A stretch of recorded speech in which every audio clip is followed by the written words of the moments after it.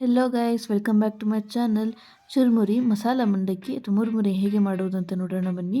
2-3 ಲೀಟ್ರಷ್ಟು ಪುರಿಯನ್ನು clean ಮಾಡಿ ಇಟ್ಕೋಬೇಕು. ನಂತರ ಕೆಂಪು ಮೆಣಸಿನ ಖಾರ,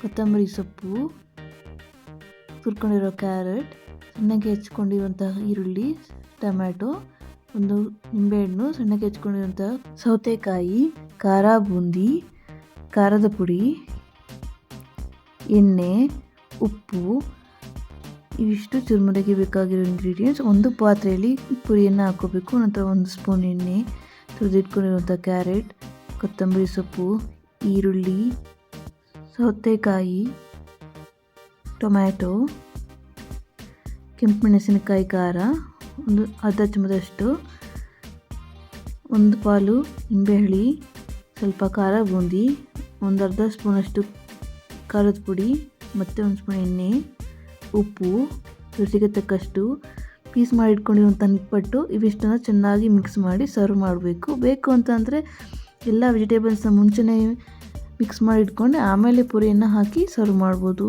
ನಿಮಗೆ ನಮ್ಮ ರೆಸಿಪಿ ಇಷ್ಟ ಆದಲ್ಲಿ please like, share and subscribe to my channel. Thank you guys, thank you for watching.